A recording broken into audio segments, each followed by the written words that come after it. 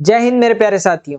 जो हमने Indian army के लिए मैथ्स और रीजनिंग के लिए प्रैक्टिस सीरीज स्टार्ट की थी, हम उसी को आगे बढ़ाएंगे। और इस सीरीज में हम मैथ और रीजनिंग के क्वेश्चन बिल्कुल बेसिक से डिस्कस कर रहे थे। साथ ही साथ इसमें हम प्रीवियस ईयर क्वेश्चन डिस्कस कर रहे थे और वो सारे क्वेश्चन डिस्कस करने वाले हैं जो आपके आर्मी के एग्जाम के पॉइंट ऑफ व्यू से इंपॉर्टेंट रहेंगे। तो चलिए शुरू करते हैं। आज का पहला सवाल है आपका कि 8,000 रुपए की राशि पर 2 वर्षों के लिए 5% वार्षिक दर से साधारण ब्याज कितना होगा। तो सबसे पहले अगर आपकी मैथ कमजोर है तो आपको वो डाटा लिख लेना है जो आपको दे रखा है। 8,000 रुपए की राशि दे रखी है तो प्रिंसिपल मूलधन कितना दे रखा है, मूलधन दे रखा है 8,000 रुपए। और क्या दे रखा है, 2 वर्ष। तो समय टाइम कितना दे रखा है, टाइम दे रखा है 2 साल। और कितने परसेंट से, 5% से।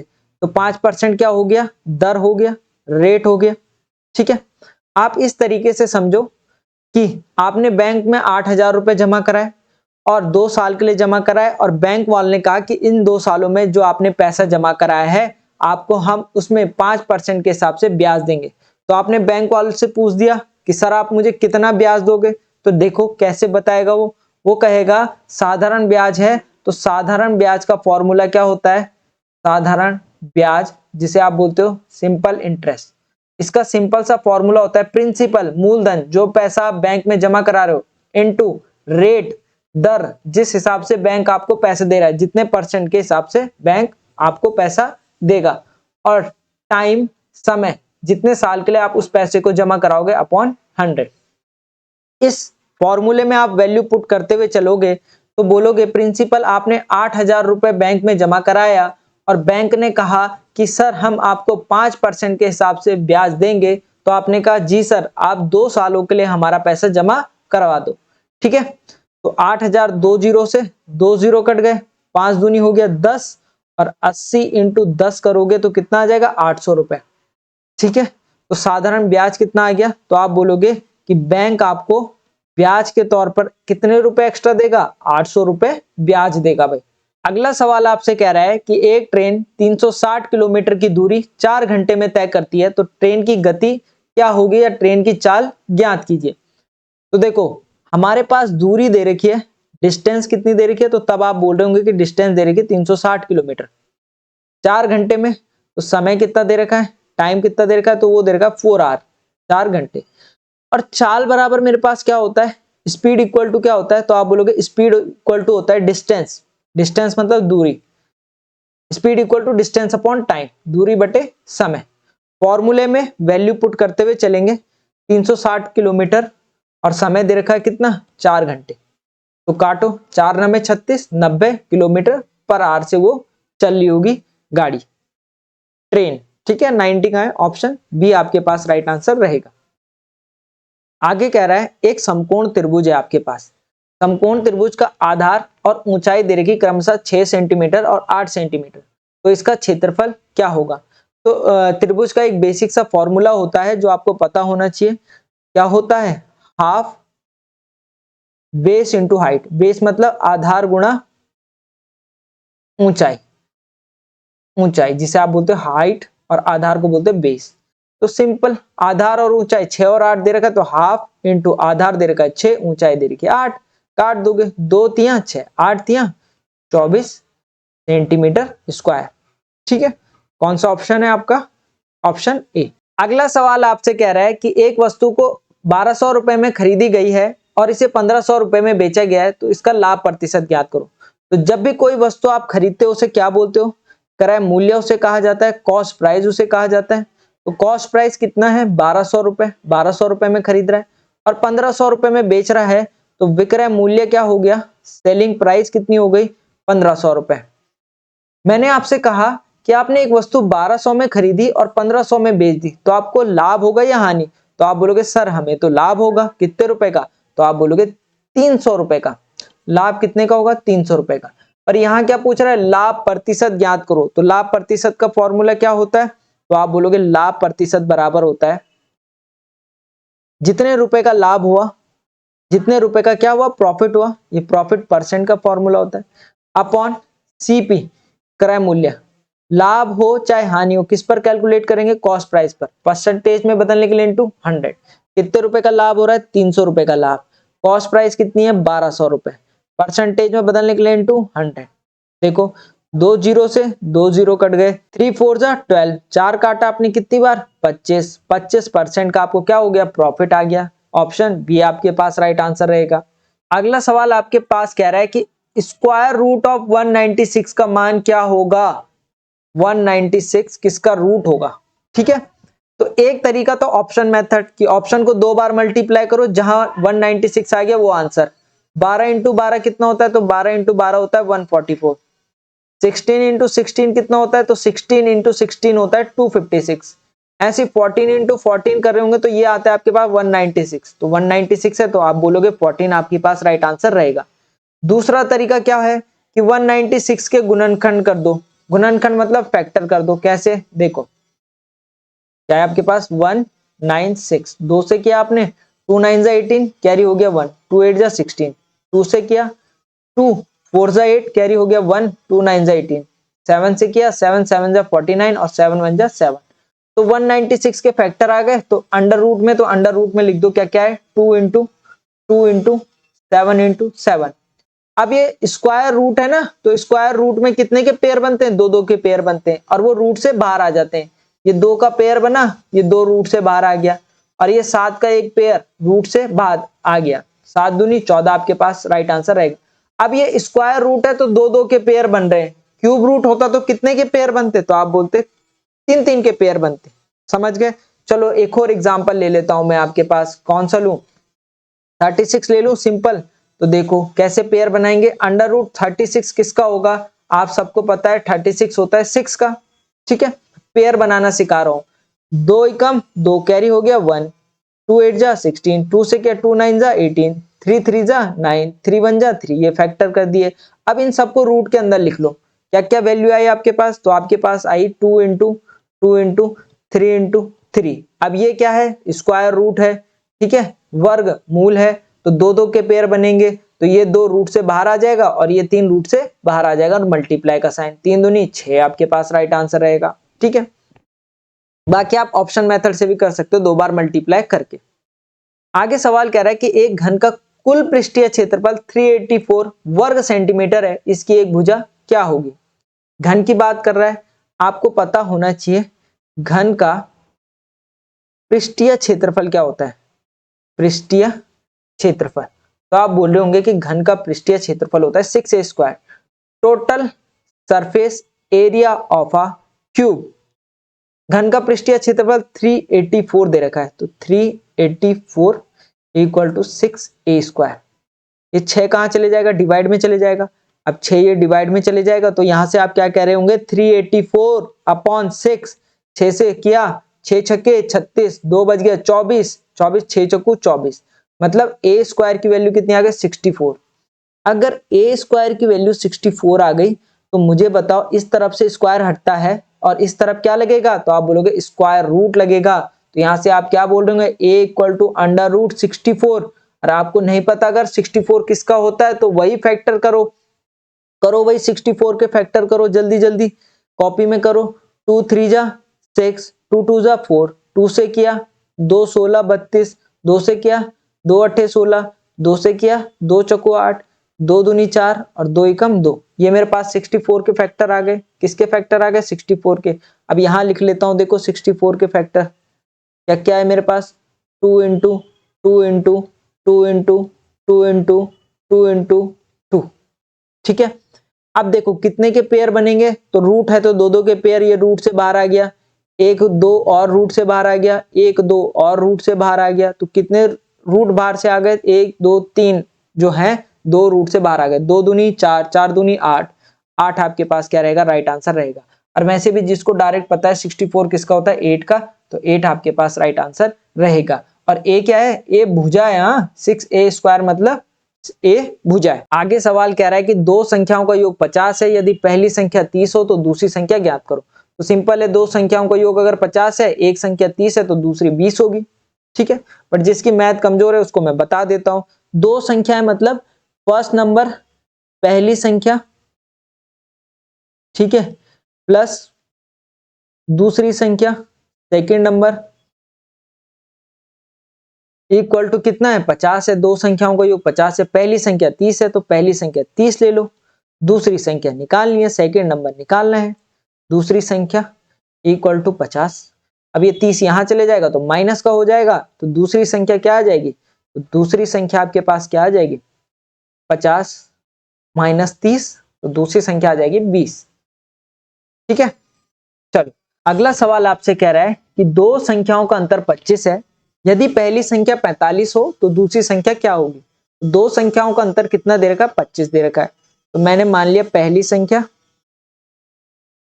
माइनस दूसरी संख्या, अंतर दे रखा है ना, first number minus second number equal to कितना 25। यदि पहली संख्या 45 हो, ये पहली संख्या 45 दे रखी है, माइनस का दूसरी संख्या सेकेंड नंबर इक्वल टू 25। अब मुझे बताओ ये 45 का अगर उधर जाएगा तो इसके साइन चेंज हो जाएंगे, यहाँ प्लस का है उधर माइनस का हो जाएगा, तो माइनस की दूसरी संख्या, ये माइनस यही का ही है, हाँ दूसरी संख्या इक्वल टू 25 माइनस 45। ठीक है, दूसरी संख्या बराबर क्या बोलोगे आप, क्या आ जाएगा इक्वल टू, अब देखो यहाँ प्लस है यहाँ माइनस है, प्लस माइनस का माइनस होता है, तो 45 में से 25 गया 20 आ गया, और चिन्ह आएगा हमेशा बड़े वाले का, रूल है मैथमेटिक्स का, तो चिन्ह किसका आएगा 45 का, 45 के आगे क्या लगा हुआ माइनस, तो माइनस का 20 आपके पास रहेगा। अब यहाँ भी माइनस दोनों आपस में माइनस कैंसिल हो जाएंगे, और दूसरी संख्या आप बोलोगे क्या आ जाएगी, तो दूसरी संख्या आ जाएगी आपके पास प्लस का 20, ऑप्शन डी। थोड़ा सा एक सिंपल कॉन्सेप्ट समझाना चाहूंगा आपको सम का और डिफरेंस का। मैंने कहा आपकी उम्र 20 साल है और मेरी उम्र 30 साल है, मैंने कहा आपकी और मेरी आयु का योग क्या होगा, सम क्या होगा, तो आप बोलोगे ये होगा 50 साल। मैंने कहा कैसे किया, तो आपने कहा इन दोनों को जोड़ दिया। मैंने वही कहा मेरी उम्र 30 साल है और आपकी उम्र 20 साल है, मैंने कहा आपकी और मेरी आयु का अंतर कितना होगा, एज का डिफरेंस कितना होगा, तो आप बोलोगे एज का डिफरेंस होगा 10 साल। मैंने कहा कैसे किया, तो आपने बोला माइनस। तो जिस भी क्वेश्चन में योग किया रहे तो क्या करेंगे प्लस, अंतर दिखे तो डिफरेंस दिखे तो क्या करेंगे माइनस करेंगे। ठीक है इतनी कहानी। चलिए, किसी संख्या का 25% 40 है तो वह संख्या क्या होगी। मान लो संख्या x है, less the number is x, x का 25% कितना है 40, तो 25% इक्वल टू 40 दे रखा है हमें। अब परसेंटेज हटेगा नीचे क्या लगेगा, तो आप बोलोगे नीचे लगेगा 100, x इंटू 25, परसेंटेज हटा नीचे क्या लगा 100 इक्वल टू 40। ये वैल्यू यहाँ क्रॉस मल्टीप्लाई, और जो वैल्यू निकालनी होती है वो अपनी जगह में रहेगी, x अपनी जगह में रहेगा, 40 इंटू 100 अपॉन 25, 25 से 100 को काटा, 25 चक्कू 100 और 4 चक्कू 16, 160 आपके पास राइट आंसर रहेगा। ऑप्शन नहीं दिख रहा, ऑप्शन ये बना लो 160। ठीक है, आगे सवाल कह रहा है कि एक व्यक्ति 200 रुपए में एक वस्तु को खरीदता है और उसे 250 रुपए में बेच देता है, तो उसे कितने रुपए का लाभ हुआ। सिंपल है, 200 में कोई वस्तु आप खरीद रहे हो और उसे 250 रुपए में बेच दे रहे हो, तो यहाँ तो सिंपल फंडा है, 200 में खरीदा 250 में बेच दिया तो 50 रुपए का प्रॉफिट, सिंपल। 10 किलो चावल की कीमत 200 रुपए, आप बाजार गए, आपने 10 किलो चावल खरीदे 200 रुपए के, कितने के 200 रुपए के।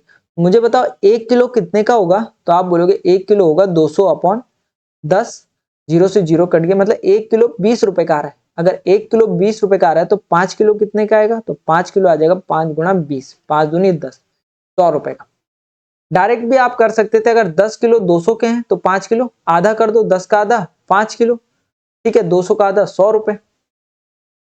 जैसे मैंने कहा आपने 1 किलो चावल 500 का खरीदा, एग्जाम्पल दे रहा हूं, तो 2 किलो कितने का खरीदोगे, तो आप बोलोगे डबल हो जाएगा, 1 किलो 500 का तो 2 किलो 1000 रुपए का।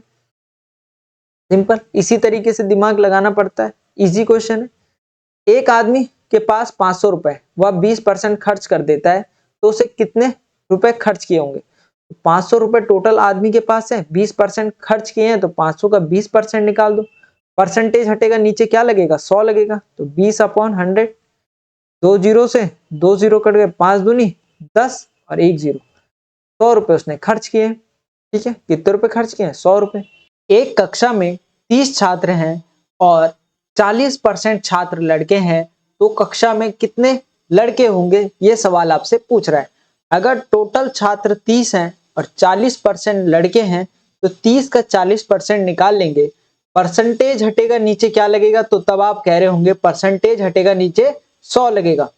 2 जीरो से 2 जीरो कट गए और क्या बच गया 3 इंटू 4 और 4 तिया कितना होता है, तब आप बोल रहे होंगे 12 आपके पास राइट आंसर रहेगा। 12 बॉयज होंगे, 12 लड़के होंगे भाई, ऑप्शन बी।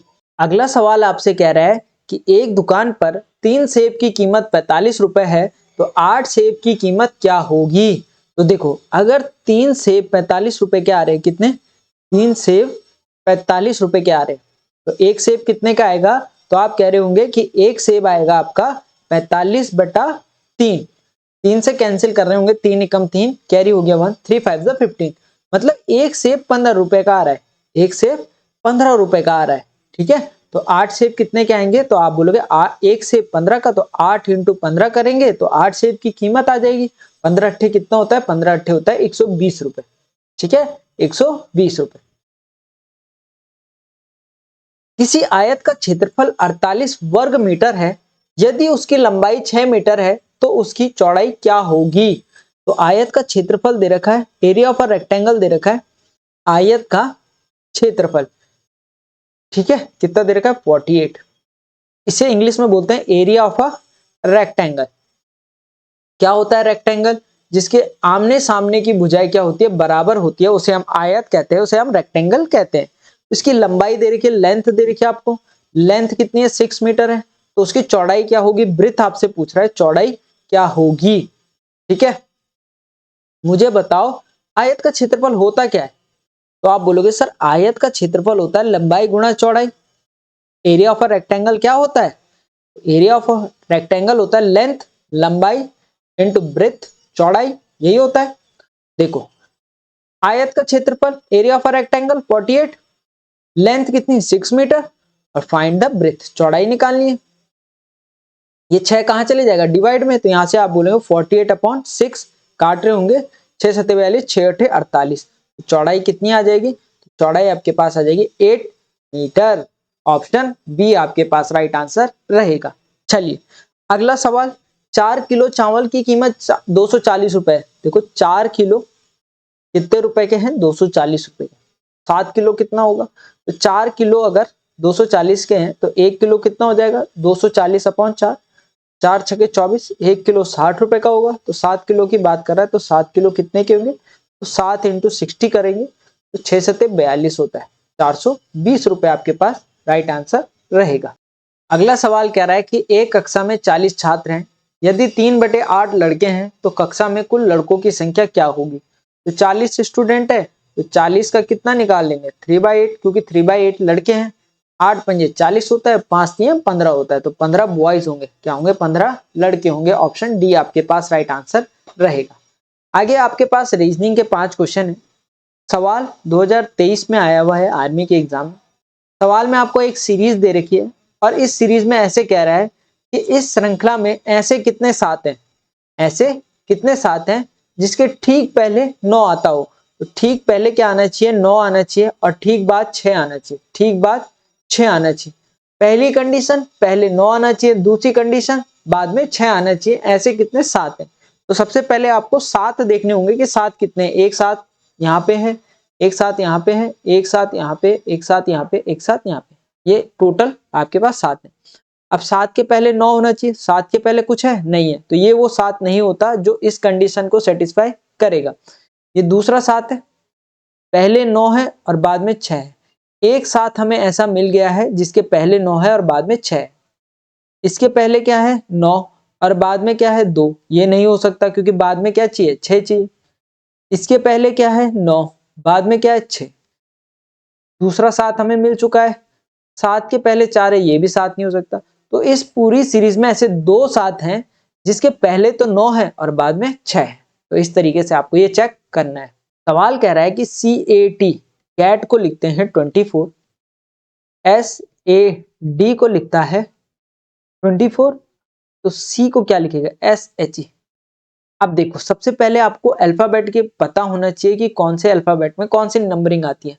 C में 3 आता है, A में A आता है, T में 20 आता है। ठीक है, जैसे A B C D, ए पहले नंबर पर, बी दूसरे नंबर पर, सी तीसरे नंबर पर, डी चौथे नंबर पर। इस तरीके से ये नंबरिंग की रहती है। हमारे पास टोटल 26 अल्फाबेट होते हैं।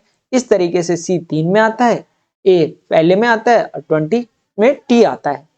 तो आप इनका सम कर रहे होंगे तो 20 और 21 और 3 24 आपके पास राइट आंसर। मतलब जो अल्फाबेट के नंबर है उनका सम करके इसे लिख रहा है। तो सेट के आगे नंबर लिखिए। सबसे पहले एस होता है 19, ए होता है 1 और डी होता है 4। 19 और 1 20 और 4 24। मतलब इसमें क्या लॉजिक लग रहा है? क्या लॉजिक लग रहा है? लॉजिक ये लग रहा है जो अल्फाबेट की नंबरिंग है उनको जोड़ के आंसर आ जा रहा है। तो इसको भी वैसे ही लिखेंगे। एस होता है 19, ई होता है कितना 5 और एच होता है आपके पास 8। इन तीनों का सम करो। 8 और 5 होता है 13 और 13 में 19 जोड़ रहे होंगे। 9 और 3 12 कैरी हो गया 1, 1 2 3 32 आपके पास राइट आंसर रहेगा। अगला सवाल आपके पास ऑर्डर और रैंकिंग का है। सवाल कह रहा है कि व्यक्तियों की एक पंक्ति में पंक्ति के बाएं ओर से राम का स्थान 27वां है और पंक्ति के दाएं ओर से राम का स्थान 34वां है। तो पंक्ति में कुल कितनी संख्या होगी या कितने पंक्ति में स्टूडेंट बैठे होंगे, ये कह रहा है। छात्रों की संख्या आपसे पूछ रहा है। ये देखो, ये एक रो है, इसे बोलते हैं लेफ्ट हैंड साइड बायां पक्ष, इसे बोलते हैं राइट हैंड साइड दायां पक्ष। ठीक है, बाएं से उसकी पोजीशन 27वीं है और दाएं से उसकी पोजीशन कितनी है 34 है। यही कह रहे हैं सवाल। तो हमारे पास कुल टोटल स्टूडेंट निकालने का एक फॉर्मूला होता है। राइट से उस बंदे की पोजीशन, दाएं से उस बंदे की पोजीशन प्लस लेफ्ट से उस बंदे की पोजीशन, बाएं से उस व्यक्ति की पोजीशन -1। -1 इसलिए करते हैं कि वो लेफ्ट से भी गिना जा रहा है और राइट से भी गिना जा रहा है। तो दाएं से है 34वीं और बाएं से कितनी 27। दोनों को ऐड करो -1 कर दो। 34 और 27 को ऐड करो। 7 और 4 11 कैरी हो गया 1, 3 और 2 5 और 1 6 61 और 61 में से 1 माइनस करोगे तो 60 आपके पास राइट आंसर रहेगा ऑप्शन सी। ठीक है, चलो अगला सवाल कह रहा है एक निश्चित भाषा में MADRAS मद्रास को लिखता है NPESBT। देखो, अगर आपने बेसिक चीजें पढ़ी हैं तो आप देखो M के बाद क्या आता है N, A के बाद क्या आता है B, D के बाद क्या आता है E, R के बाद क्या आ रहा है S, A के बाद क्या आ रहा है B, S के बाद क्या आ रहा है T। तो इसी तरीके से क्या करते, बॉम्बे का कोड निकाल देते BOMBAY। तो कभी कभी इतने सरल सवाल आ जाते हैं। B के बाद क्या आना चाहिए C, O के बाद MNO, P, M के बाद N, B के बाद C, A के बाद B और Y के बाद Z। CPNC, CPNC, CBZ option B आपके पास राइट आंसर रहेगा। चलिए भाई, ये आपके लिए क्वेश्चन होमवर्क के लिए है। डिस्टेंस और डायरेक्शन का क्वेश्चन है। कमेंट सेक्शन में बताइएगा इसका आंसर। चलिए, कैसी लग रही है आपको सीरीज कमेंट सेक्शन में जरूर बताइएगा। बाकी मिलते हैं आपसे नेक्स्ट वीडियो में। तब तक के लिए जय हिंद।